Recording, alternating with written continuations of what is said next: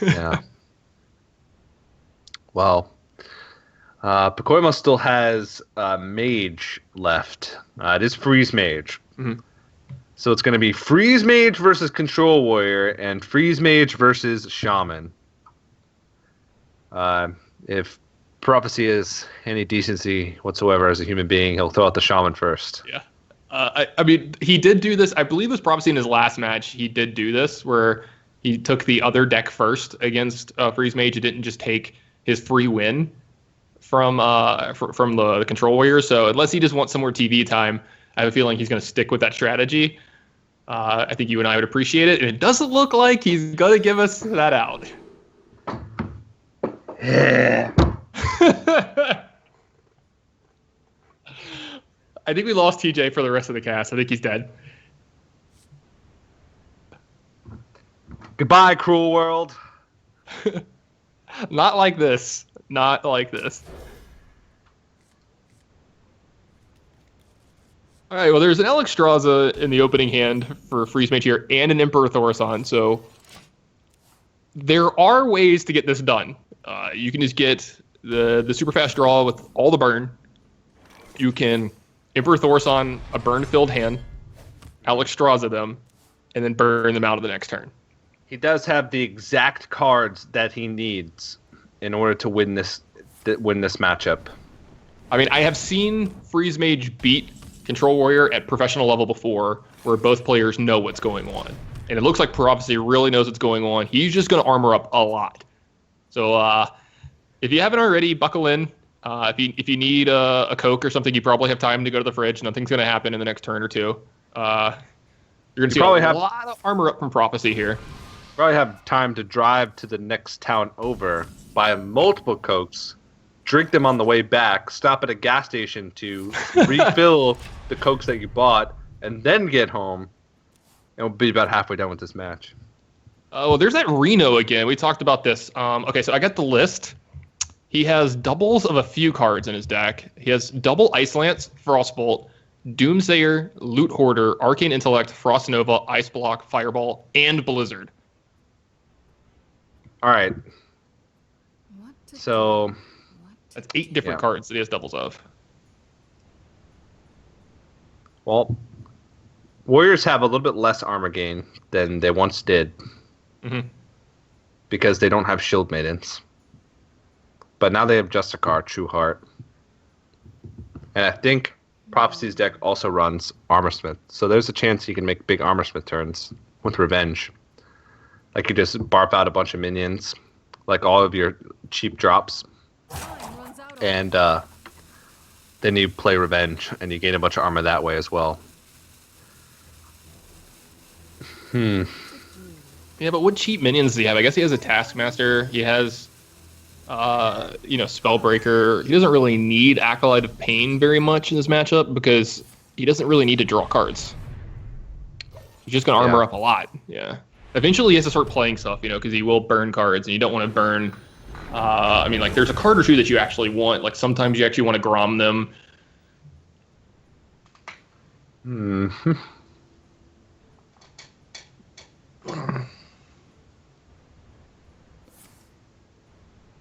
Okay. Well, this is not what I expected.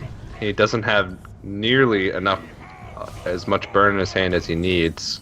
Yeah, like Doomsayer is not one of the cards that you really need or want to get discounted. Neither is Novice Apprentice or Reno Jackson or Ice Block for that matter. But I would have at least liked to have gotten the Forgotten Torch into my deck to try to find maybe Roaring Torch before that. But like getting Alexstrasza Frostbolt decreased is worth a ton of value. So at least you get some of that. Can we just tempo this Reno and start attacking? Is that something we can do? No. No? Okay. All right. No. That's not going to happen. And for the last couple turns, Prophecy has been playing against a hat as well. I like this. Yeah. See, this is what TJ's alluding to. So you see this turn, he just got to develop a secret and play this Novice Engineer, and now he's just got this awkward 3 mana left over with like not a lot to do. And who was it we saw do this earlier? Chess Dude. We saw him like be very greedy and very specific in the hand that he wanted to Emperor Thorson. And that's what we're talking about. Like, when you have Emperor Thorson in a matchup like this, especially when it's this bad, like, you have to get the exact hand discounted that you need to win. It's like the old Patron deck. Like, the old Patron deck, you needed specific cards to get discounted so you could do your, like, 40 and 50-point turns in some matchups that you needed to do. And so you need to look for those specific cards. And Bokoma might have been just a little hasty in doing that. I think so. I think you're right. And judging by his game plan, judging by what he's doing here, it looks like he's going to go for the fatigue plan. Because he does have Reno Jackson. Yeah, And I mean, that is another way. This. Yeah, that is another way that they can win. If he Renos in fatigue, possibly he can do that. But, you die from fatigue damage through an ice block. And you see that Prophecy is already at 46, and that number's only going to grow. So there is a chance that Bokoma could have that in mind, but the first time he plays an Arcane Intellect, that's out the window. Because he's already drawn extra cards, right? Like, he's already Novice Engineered, he's already Loot Hoardered. He's ahead in cards for sure. I mean, there was a shield block played from Prophecy, so that was an extra card drawn.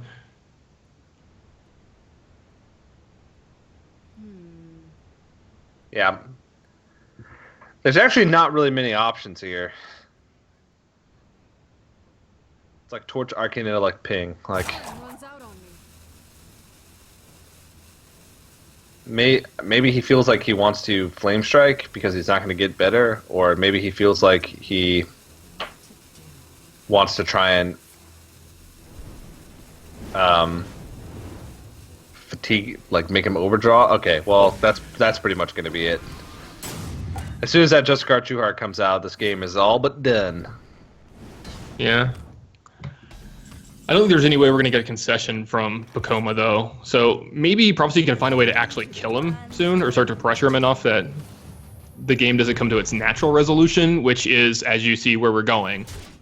Nothing's going to happen, and eventually the Warrior's going to be at a life total where the Mage deck just can't... Oh! That's an Antonitis.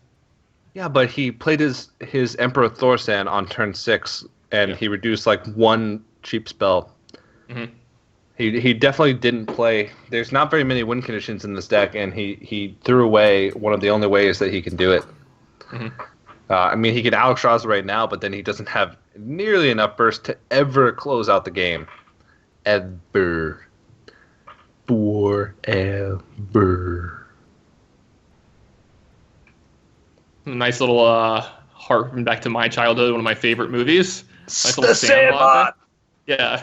So neither one of these guys is Benny the Jet Rodriguez. No, neither one of these guys is playing too fast. Nope. Dude, did you ever get a pair of PF Flyers? No. They were guaranteed to make you run faster and jump higher. How could you not get one? I didn't care about jumping higher, running fast. I had some wheelies, man. You had wheelies? Yeah. Did you ever have, what were the name of the shoes? It was like the pump shoes, you know what I'm talking about? Where you like literally hit like the little button and you like pumped up your shoes? Oh, I don't remember what those ones were. What were those called? God, I loved those shoes as a kid. I had a pair of Jordans or whatever, or something like those. Yeah. What about moon boots? Oh man, moon boots. Did you ever moonwalk in moon boots? No, because every time I use moon boots, I just break them 5 minutes after. Yeah, you seem like the kind of guy that would break moon boots. Yeah, that's exactly what especially when I was a kid. I was a little bit violent with my toys. I was just a klutz because like I was one of those guys. I grew like crazy. I grew like a foot and a half in a year, and it was like I didn't know how to like deal with the fact that I was 6 feet in like 7th grade and shaving. I was like, what's going on? Like no one else around me is having this problem. Yeah. Well, the game's still going on. Whoa, okay. It's still the same turn. Yeah, see, like at this point, with the cards that are in your hand being the cost they are, I don't think Bokoma can deal enough damage now. Even with Alex Straza doing 15, I don't know if he can do it anymore. Yeah. I think he wanted to play Doomsayer there, but Kind of ran out of time. Ooh, boy. Here we go. El Señor del Fuego enters the battlefield here, and this is a real problem for Bacoma. I mean, he does have a Fireball and a Frostball to deal with it, but it's going to get in this 8 damage, and he's going to have to give up a lot of his resources to deal with this. You can see why this is just such a problem card for Freeze Mage to deal with. yeah, you can't freeze Rag. Yeah. Had to give another shout out to the Admirable. Well, actually, you can freeze Rag. It is an option. You can Ice Lance that card. Yeah. Hey, man, you could Cone of Cold it, too. It's not very effective, is the thing.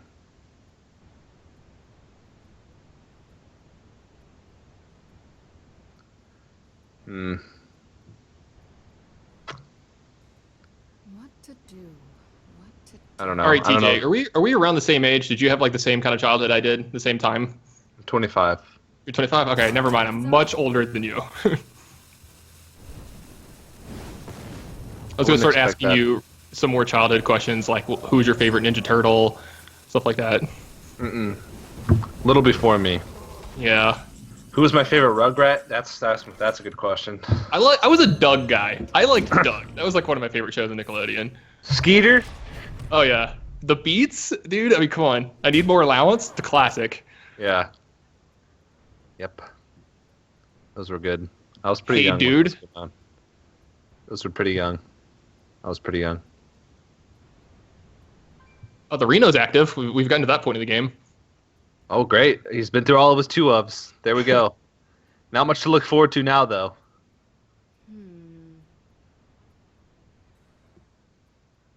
All right, well, I think this is going to be like as good of time as ever to play your Archmage Antonitis. Maybe you can try and bait out removal, but I don't So if even you know. Archmage, you like have to Ice Lance the Grom, and then you have to What to do? Frostbolt the face, and I guess you use your 2-mana one just so you have a cheaper one left over. Yeah, it looks like he agrees. I think it's definitely time to get Uncle Tony into play. Well, maybe not. Oh, the rope's not far enough down yet. You can't Yeah. make a play yet. Can't make a play yet. What to do? What to do? What's he going to do? Nobody knows. Archmage Antonitis. Frostbolt. Frost Nova. Okay. Nova. Whoa. Alright. So Creative, I like it. instead of freezing the Grom and getting a guaranteed 2 fireballs, I guess he doesn't use damage this way. I guess Frostbolt and Ice Lance is. Yeah. I mean, I could yeah. see. Yeah, this makes sense. If you're I mean, you get- if you're assuming that your Archmage Antonitis is going to be killed, this nets you more damage. Since Frostbolt Ice Lance is 7 damage, and Fireball is only 6. But then you still have to find a way to deal with this Grom eventually. So dealing damage to it also, I don't know. It's a tough decision. I guess it was worth the whole rope. If Prophecy finds an enabler, he can pop the block with an enraged Grom plus his weapon. You can get him to 3. Mm-hmm. I guess you could just get Baron Geddon into play too. That starts getting your Grom active. And starts dealing some damage over to Bacoma. Is this a Reno turn for Bacoma, or is this an Alexstrasza turn? If he Alexstrasza's him, he gets him down to 55. It is actually literally impossible to deal 70 points of damage with this deck. Unless somehow Alexstrasza stays on the board for 3 turns. Literally impossible. And it looks like we're going to rope out here this turn. Yeah, I don't think he got his turn finished here. Ooh, okay, the block is popped. Call the cops! This game might end prematurely. And then on to game 5. Nope. There's a Reno Jackson. Yeah, I guess he does get to go up to 30. I want to watch Prophecy's reaction here. right, so we're going to Reno this turn, I'm guessing. Well, I guess there's Ice Block, too. That is an option. Mm-hmm. Mm-hmm.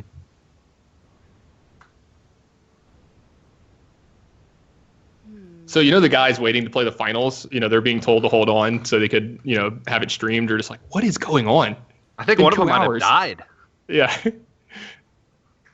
of old age. The next sets come out, standards changed and rotated.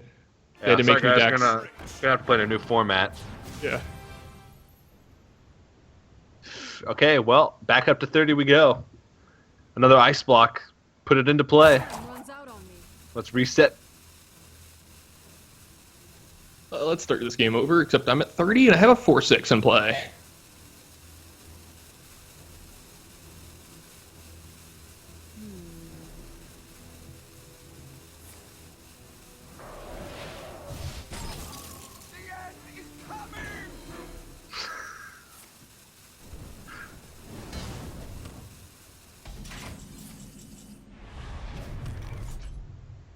In the past, I have heard the saying "for the memes," but I always thought the saying "for the memes" was just for the memes. You're I was so wrong. meta. I was wrong. All right, so this game is essentially over. Let's start talking about the next one. Prophecy has the Shaman deck left over, right? I don't know. Don't count your eggs before they hatch. He's dealt I think it's pretty hard 16 for him. points of damage this turn.